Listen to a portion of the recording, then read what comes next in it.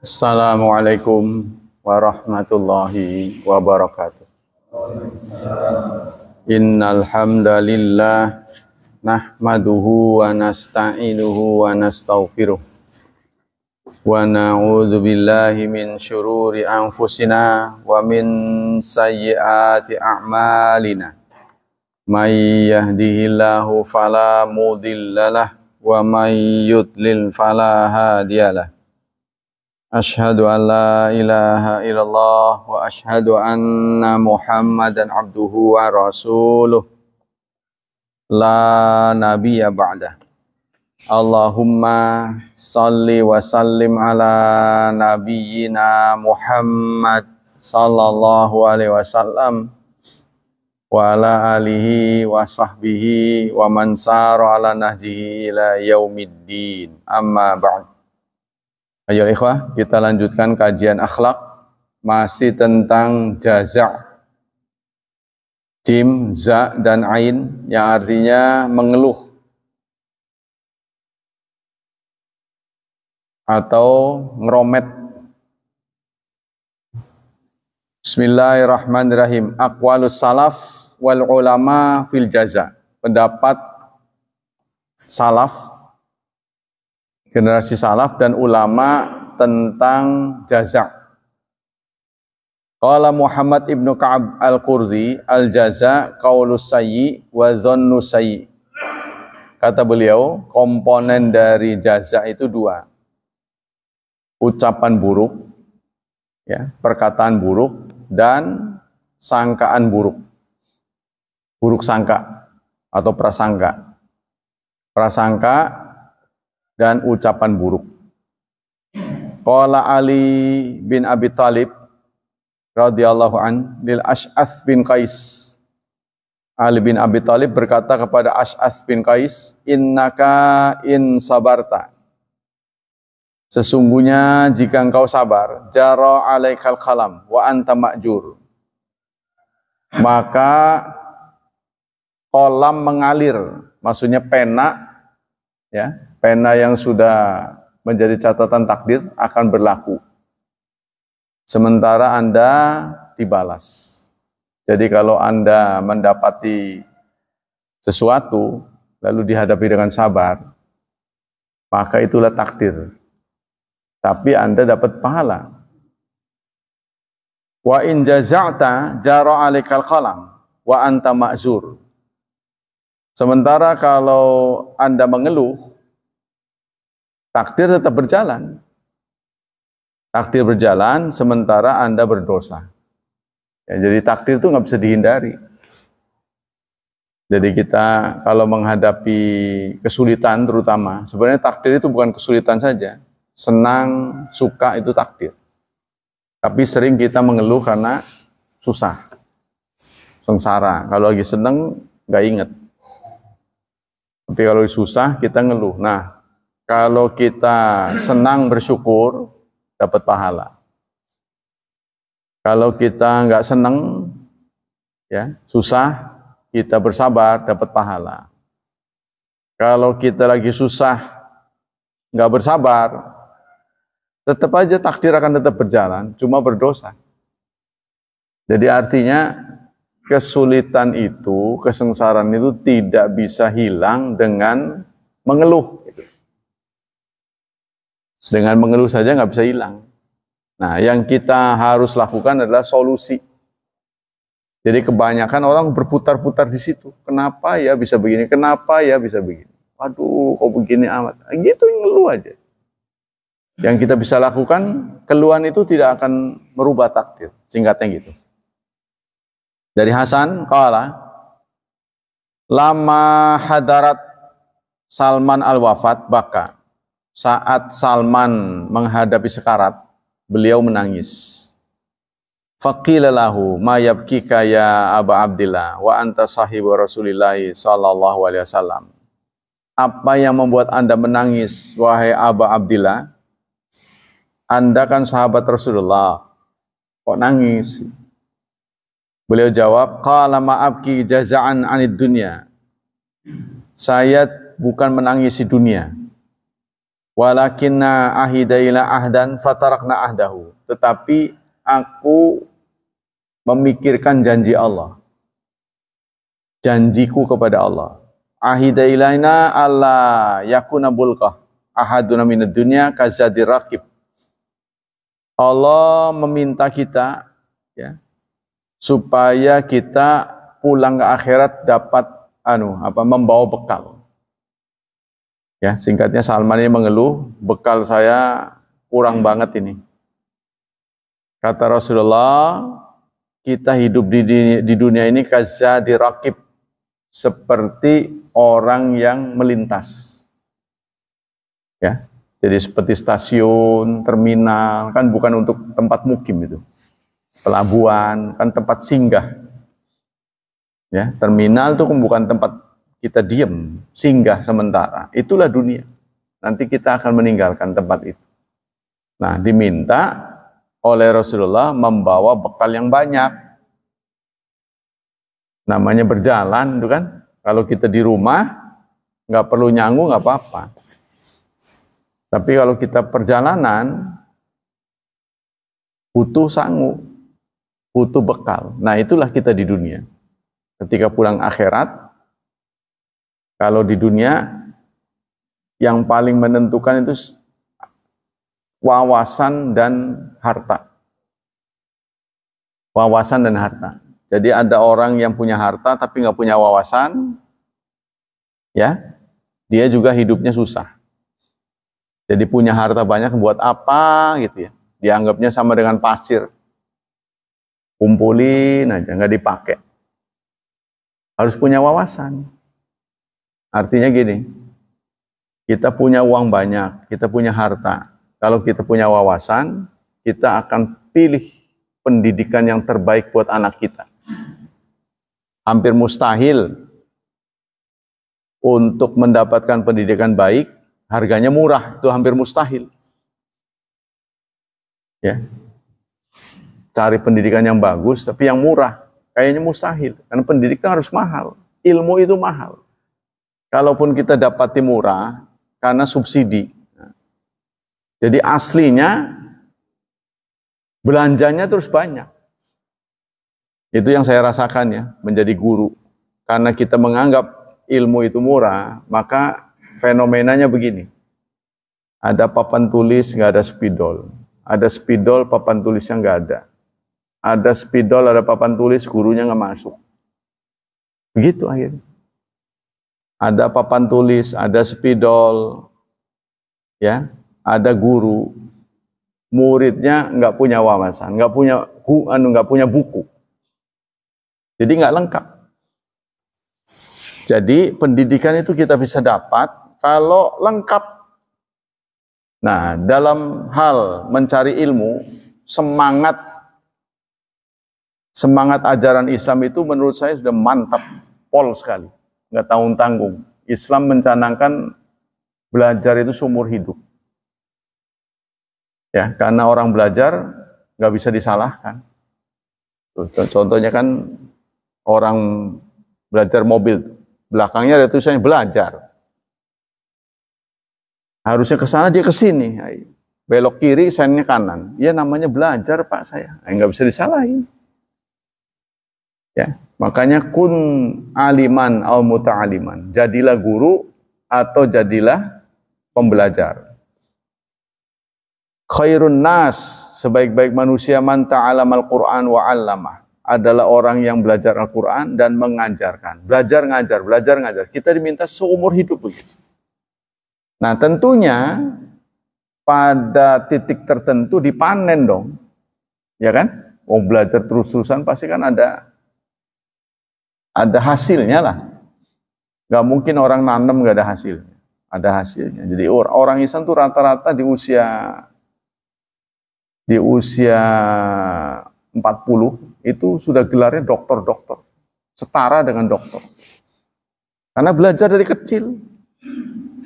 Kalau konsekuen, nah ini, kalau konsekuen, saya yakin itu.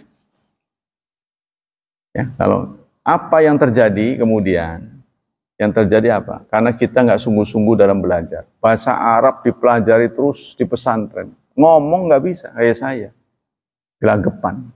Kalau ketemu orang ngerti sih, orang Arab ngomong asal jangan terlalu cepat, ngerti. Karena Arab itu kan ada dua, ada ya Arab Amiyah, ada Fusha, ada Arab Fasih. Istilahnya kalau di sini bahasa Indonesia. Kalau orang Indonesia bahasa Indonesia, ada lagi bahasa Arab, bahasa Betawi. Karena agak nyimpang tuh. Ya, seperti air kalau dia moya. Sapi bakarah, nanti bagor. Bagar. Jadi mengucapkan qaf jadi g, orang Arab. Jadi ada sedikit. Tapi kalau dia fusha, ya banyak ngerti. Cuma mau jawabnya agak susah. Nah ini karena kurang biasa. Inilah fenomena-fenomena yang ada, yang patut disesalkan. Kalau kita gunakan beda bahasa Inggris saja, belajar tahun-tahunan keluar jebolannya bisa. Wong 3 bulan aja castistus bisa. Tapi kita kurang itu, kurangnya di situ. Nah ini metode pesantren, ya itu kalau coretan yang kalau kita kan patuh pada fatwa dari Rasulullah, pesan Rasulullah, taraktu fikum amrain, aku tinggalkan 2, lan tadillu abada, kamu tidak akan pernah sesat selamanya. Ma in tamassaktum bihima, sepanjang kamu berpegang pada keduanya. Kitab Allah wa sunnat Rasul. Kitab Allah dan sunnat Rasul. Kitab Allah itu apa? Quran. Kitab Allah itu Quran. Mushaf terdiri dari 604 halaman. Ya, kita harus tahu dulu. Jadi kayak orang mau ngambil proyek terus tahu. Oh, kalau saya enggak, kata Rasulullah tidak akan sesat kalau belajar ini, 2 ini. Teliti dulu Kitabullah. Kitabullah itu bahasanya Arab, kita bukan orang Arab. Yang nyantri saja butuh waktu panjang untuk mengerti Quran, apalagi yang nggak nyantri. Nah ini. Bismillahirrahmanirrahim. Kita lanjutkan dengan ungkapan-ungkapan dari Amr. Saya lanjutkan dengan ini, Salman ya. Ahida ilaina ayyakuna bulgha ahad minad dunya falamma mata nazara fi matarak. Maka ketika meninggal nazara ma fi matarak. Dia akan melihat apa yang dia tinggalkan. Fa idza qimatu salasuna dirhaman. Maka Salman meninggal dengan 30 dirham. Dirham itu 1 dirham itu kebeli ayam jago lah. Ya, jadi mata uang Rasulullah itu dinar dan dirham. Saya lupa persisnya. Kalau dinar saya tahu 4,25 gram dinar itu. Jadi dinar itu uang logam emas 99%, bukan 100% ya. Kalau 100% emas itu lembek. Kalau 100%, makanya dia butuh dicampur perak supaya kaku. Jadi kalau dia murni, meleot nantinya. Meleot, jadi nggak bisa. Kalau buat logam, buat koin ya, itu 99%, beratnya 4,25. Kalau dirham, kalau nggak salah 2 gram sekian, perak. Kalau dinar, di zaman Rasulullah, kebeli kambing. Ya, dan itu sifatnya tetap kayaknya. Sampai sekarang pun 1 dinar kebeli kambing. 1 gram emas sekarang lebih dari 1 juta. Kalau nggak salah 1.250.000 apa itu. Fluktuatif, naik turun. Nah, kali saja 4/4. 5 juta sekian. Kebeli kambing nggak? Kebeli. Abadi sifatnya. Kalau dirham kurang lebih 80 sampai 100.000. Ya, 2 gram sekian. 1 gram itu kalau nggak salah 30.000 apa gitu. Katakan 2,5 gram berarti itu 75.000. Kebeli ayam. Jadi tetap ya, terus menerus. Nah, Salman saat meninggal ya, warisannya itu 30 dirham. Jadi kalau dirham itu katakanlah 100.000 ya, berarti cuma 3 juta ya. 30 kali 100.000 ya 3 juta. Harta peninggalan cuma 3 juta. Rasulullah lebih parah. Saat wafat tidak ada di rumahnya kecuali sepotong roti yang sudah digigit. Makanya Rasulullah mengatakan taraktu fikum, saya tidak meninggalkan apapun untuk kalian yang bisa dibagi. Yang aku tinggalkan adalah kitabullah dan sunnatul Rasul. Tapi menurut saya umat Islam banyak yang nggak patuh. Nggak patuhnya kenapa? Karena Rasulullah menjanjikan kamu tidak akan sesat selamanya sepanjang kamu berpegang teguh pada dua ini. Coba Anda lihat di masjid-masjid, tafsir kurang diajarkan. Ya, kalau nggak percaya, ya iseng-iseng lah. Anda tunjuk berapa masjid. Pak, di sini yang diajarkan apa? Kalau ada yang mending. Nah, kalau yang sudah ngajar seperti di Taman Krakatau, itu lengkap saya lihat. Paling tidak itu ada 7 materi. Yang ini yang digulirkan di Senin di Ahad pagi.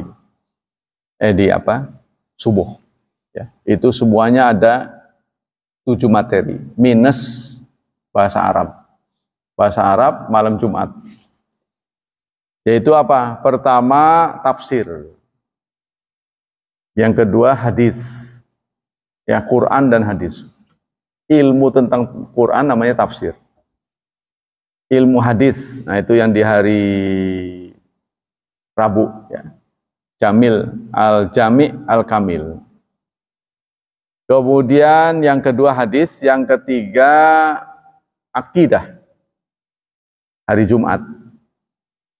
Yang keempat syariah, bulughul maram, ya. Ilmu tentang syariah namanya fikih. Yang kelima akhlak hari ini. Yang keenam sirah Rasulillah hari Senin, Nadratun Naim. Yang ketujuh bahasa Arab. Itu minimal. Qala wa qala rajulun minal hukama innama jaza wal isfaq qabla wuqil amr. Sesungguhnya mengeluh atau kita kesian ya, empati itu sebelum kejadian. Sebelum kejadian. Kalau sudah terjadi, maka sikap kita tuh ridha dan taslim. Tuh. Jadi kalau belum kejadian namanya ikhtiar, mencari yang terbaik dari kemungkinan-kemungkinan. Makanya wawasannya harus luas. Kalau saya begini, maka akibatnya akan begini, begini, begini. Itu kita harus tahu. Hal apapun, ya, kita mau melakukan suatu perbuatan, kita pikirkan yang akan terjadi apa? Begini, begini, begini. Wawasan luas, semakin banyak poin-poinnya. Nah, kita pilih yang terbaik. Pilih yang terendah risikonya. Yang paling menguntungkan dan paling rendah risikonya. Nah, itu yang kita pilih. Nah, kalau ternyata pilihan kita itu salah, kan bisa terjadi, wah salah. Ya sudah, kita nggak bisa menghindar. Maka yang kita bisa lakukan adalah ridho wa taslim. Qadarullah. Wa qala Amr bin Dinar, qala Ubaid bin Umair, laisa jaza'an tadma'al ain wa yahzanal qalb. Jaza, mengeluh, itu bukan diselesaikan dengan aliran air mata. Nangis. Ya, menghadapi kesulitan, nangis, musibah. Enggak menyelesaikan masalah. Hanya kadang-kadang kepura-puraan saja. Nangis. Ada kematian, nangis. Ditangis seember pun air matanya tidak akan merubah nasib. Yang bisa adalah ke depan. Maka pantaslah ajaran Islam itu ya memberikan aturan menghadapi musibah itu bukan dengan meratap. Meratap itu tidak akan merubah nasib, tapi ke depannya gimana? Nah, ini ya. Banyak orang yang salah tempat tuh. Kadang-kadang bahagia menangis ya. Bahagia menangis. Tapi saya sendiri nggak mengerti. Contohnya menikah. Menikah itu kan bahagia kan, selamat menempuh hidup baru. Kan begitu kan? Kalau sering kata-kata. Kalau kita sih barakallahu lak wa barakalaik wa jama'a bainakum. Kok kenapa nangis? Diberitakan katanya. Ibunya mah nggak begitu nangis ya mah. Bapaknya itu kenapa nangis gitu? Ingin nikah lagi? Waduh, kok kenapa kamu begitu ya? Ada gelembung-gelembungnya. Waduh, bagaimana kalau saya ya? Aduh, seandainya saya yang menjadi kamu. Apa begitu? Nah ini, kalau menurut saya nangis bukan pada tempatnya, namanya cengeng ya. Cengeng. Ya kalau sedih menangis, karena itu kan, gejala kan.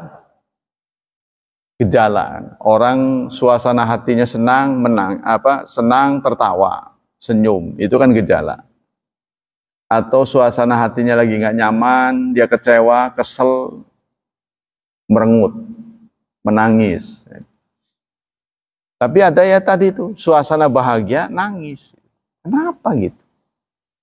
Yang ditangis itu apa gitu? Coba kita pikirkan baik-baik. Menikahkan anak, nangis. Yang ditangis itu apa? Oh, pikir, emang mau berpisah gitu? Kan enggak. Sekarang sudah ada alat komunikasi. Bahagia kali ya? Susah lah kalau orang bilang. Susah kan, Pak Ustadz enggak peka. Ya itu cengeng menurut saya itu. Apa? Harusnya, aduh, gembira amat Bapak ini kamu. Alhamdulillah jadi Bapak anggaran rumah tangganya berkurang gitu. Kan begitu. Ya. Alhamdulillah sudah lepas satu kan jadi anggarannya berkurang. Biasanya kan buat berapa kepala, itu kan berkurang. Yang logis begitu. Alhamdulillah anak Bapak laku, ada yang mau. Kayak Kabayan begitulah gitu. Orang kan ketawa, alhamdulillah kamu tertarik dengan anak Bapak, ya syukurlah. Rawat baik-baik ya, begitu mesti. Ya, gitu nggak? Melamun aja. Nggak setuju tuh. Nangis, cengeng gitu. Tuh. Terus mau melepas haji, nangis pula. Kalau berangkat ibadah nangis. Begitu berangkat dikabarkan mau ke Hong Kong, nggak nangis. Padahal kalau katakanlah jelek-jeleknya meninggal di sana, kan bagus. Kalau lagi pelesiran kan nggak bagus. Ya kan? Nah ini yang tidak konsekuen. Tidak konsekuennya itu. Harusnya justru kalau yang awur-awuran, yang buat foya-foya, itu kita nangis. Takutnya nggak ingat Allah, kamu itu. Aduh. Kalau lagi ibadah nggak perlu nangis. Alhamdulillah. Syukur. Ingat Allah. Mestinya begitu. Apa ini kepura-puraan apa gimana? Saya nggak tahu. Nah itu ya. Jadi kata, tapi nggak usah dipandang serius. Kalau Anda tadinya nangis sudah, wah Pak Anu nanti apa istilahnya akibatnya Kamis depan nggak datang lagi. Wah, nyinggung-nyinggung saya itu.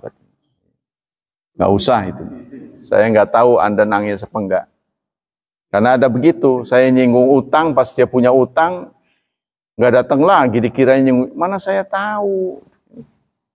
Ini kan bablas terus. Wa qala Amr bin Dinar, qala Ubaidillah sajazan tanman. Jadi kalau kita mendapat musibah tidak bisa diselesaikan, solusinya bukan dengan menangis, bukan dengan kesedihan.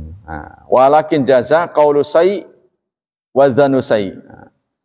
Jadi mengeluh itu bukan dengan menangis. Nah, ya, kata Amr bin Dinar, mengeluh itu bukan menangis. Yang namanya jaza itu bukan dengan menangis, bukan dengan kesedihan, tetapi jaza yang jelek, komentar buruk, prasangka buruk. Jadi kalau Anda nangis, Anda sedih, nggak masalah. Kenapa sedih? Gagal memilih. Nah, contohnya kita akan melakukan suatu perbuatan, ada pilihan A, B, C. Kita memilih C. Salah. Berujung dengan kegagalan. Waduh, kenapa saya bodoh ya? Nggak milih yang itu. Jangan sampai terulang. Nah, begitu mestinya. Wasu'ilal Qasim Muhammad anil jaza. Qasim bin Muhammad ditanya tentang jaza. Qala qaulusai wa zanusai. Jadi hampir sepakat ya. Komponen jadi jaza itu dua. Ucapan yang tidak baik, ngeromet lah singkatnya. Kalau bahasa Jawanya ngeromet, serta ngedumel kata Rasul. Ngedumel dan prasangka tidak baik. Prasangka terhadap Allah. Kok kenapa begini ya? Hasilnya gitu kan. Kecewa, nyesel, keduhung. Wa qala ba'du hukama in kunta tajza ala ma fata min yadika fajza ala ma la yasil ilaik. Kalau Anda menangis, kalau Anda mengeluh atas kegagalan, maka Anda juga harus mengeluh atas apa yang tidak sampai padamu.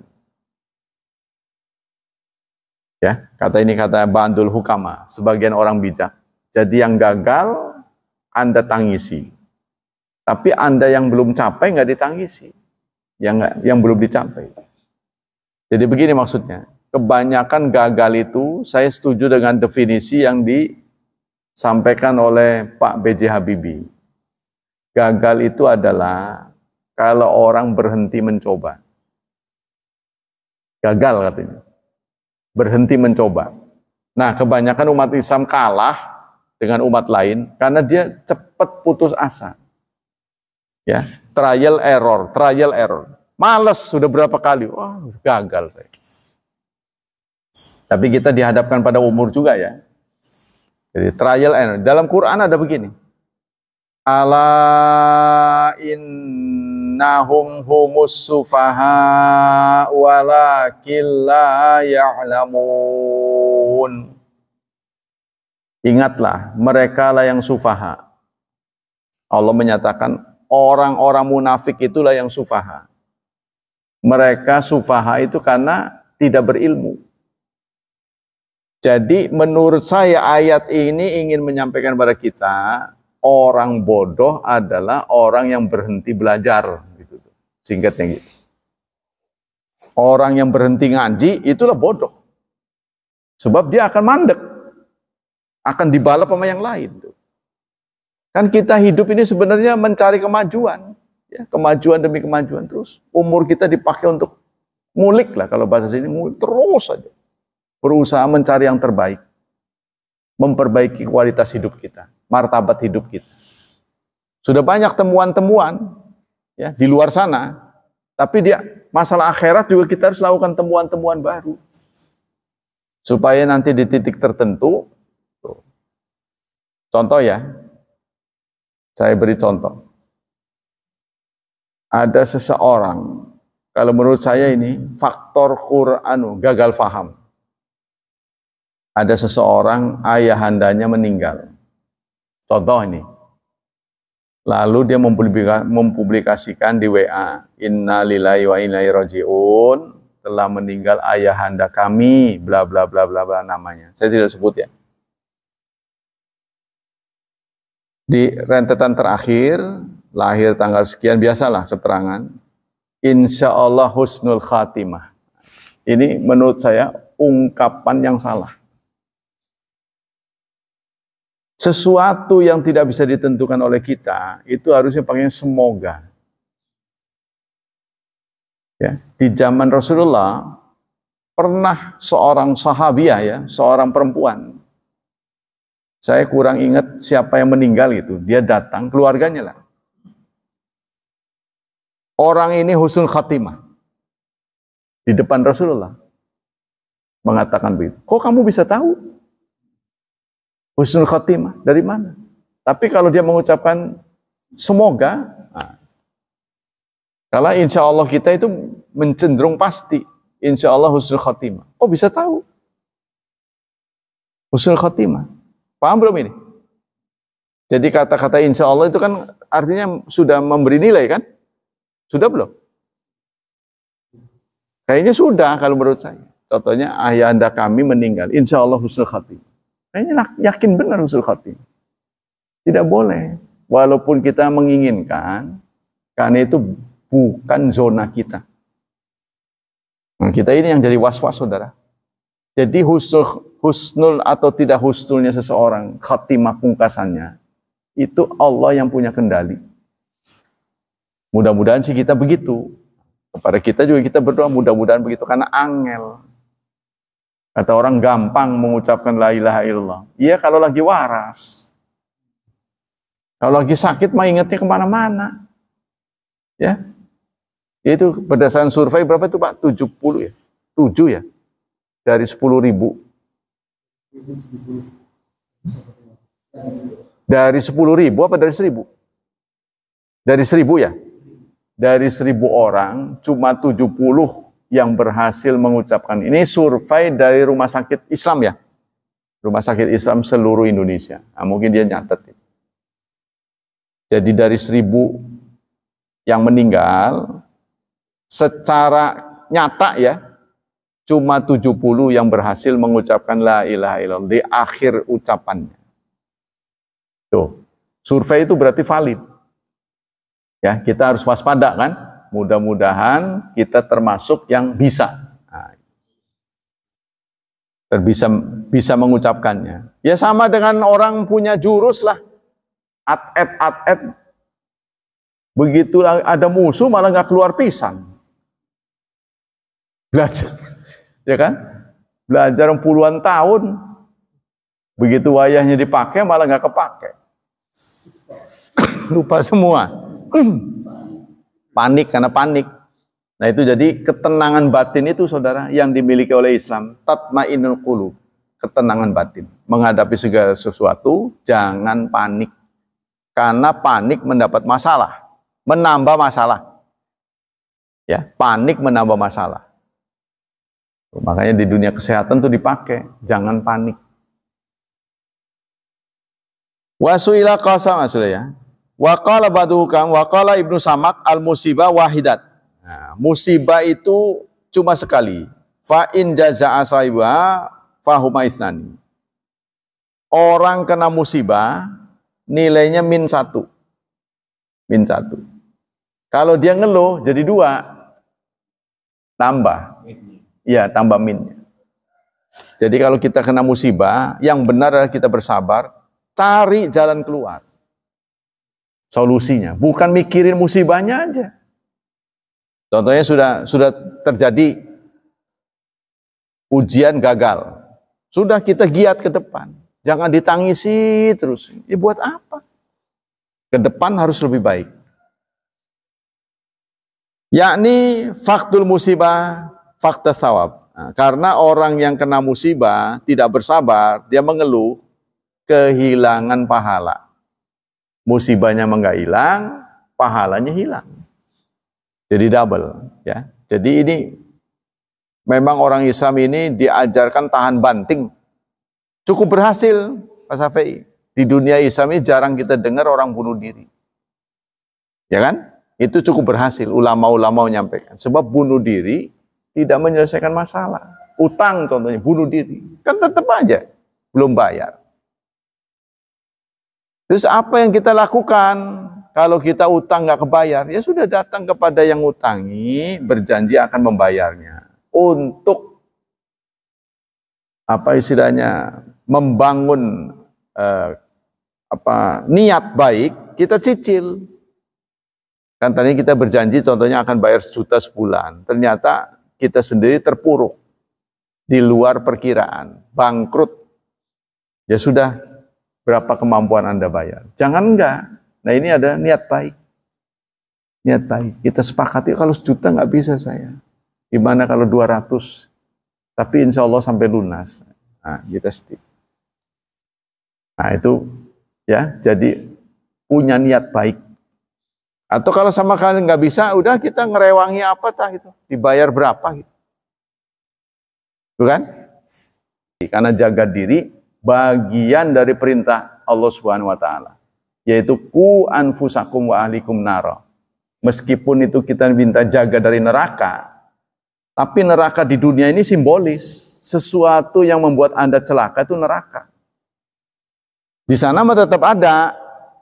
Ya kan? Ku anfusakum, jaga dirimu dari neraka. Kan neraka dari sana. Orang mengatakan begitu, tapi neraka ini juga lambang kesengsaraan. Yang bikin sengsara itu jauhi. Nah itu.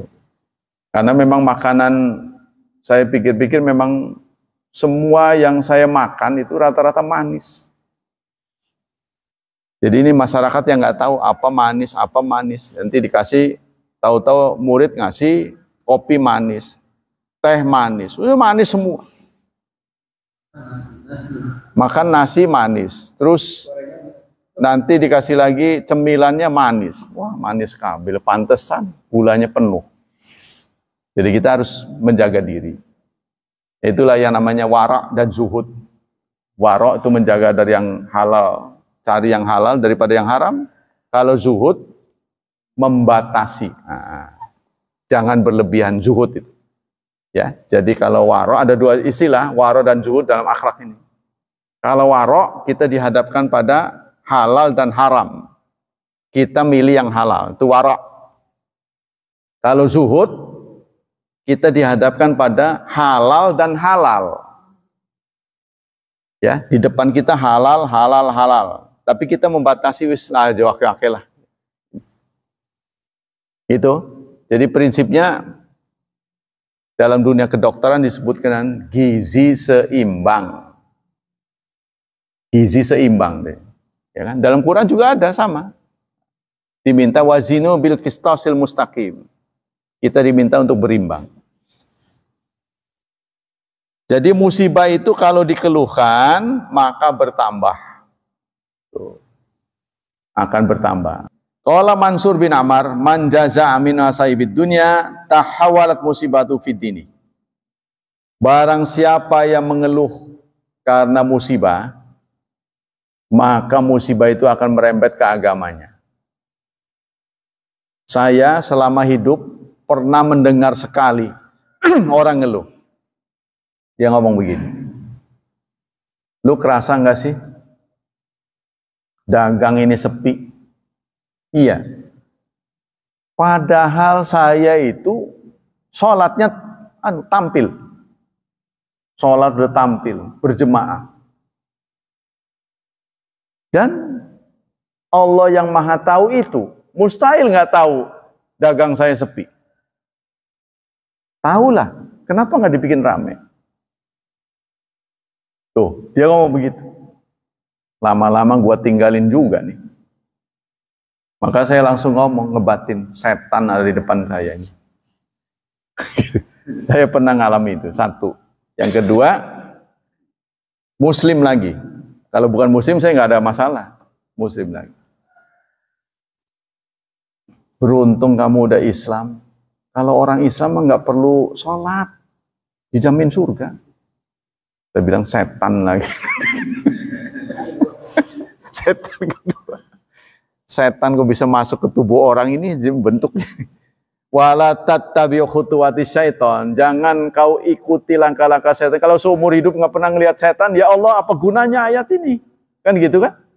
Seumur hidup aja nggak pernah kelihatan, suruh jangan ngikutin. Ya udah pastilah, kelihatan juga enggak. Nah itu bentuk-bentuknya. Saya bilang kalau ada tokoh yang boleh nggak sholat, adalah Rasulullah sendiri, karena dosanya sudah diampuni. Tapi sampai detik-detik terakhir hidup beliau, masih sholat beliau. Bagaimana dengan kita yang tidak ada apa-apanya? Nah, ini setan. Nah gitu tuh. Iya, setan itu. Ada dukun di Rangkas itu juga begitu. Iki pada sholat, kalau saya sih udah udah bebas aja. Wih, hebat amat saya bilang. Saya langsung emosi itu. Cuma orang tua aja ngomong, udah jangan ya. Di rumah orang, emosinya orang begini ini harus diperang. Dukun, saya diberitahu orang Jakarta bahwa di Rangkas itu ada dukun perempuan yang datang ke situ kiai-kiai. Masa sih? Masa kamu nggak tahu? Ciri-cirinya begini, rumahnya di sini. Saya datangin ke sana. Benar, perempuan. Di foto di dinding itu banyak foto-foto orang berjubah pada cium tangan. Astagfirullah.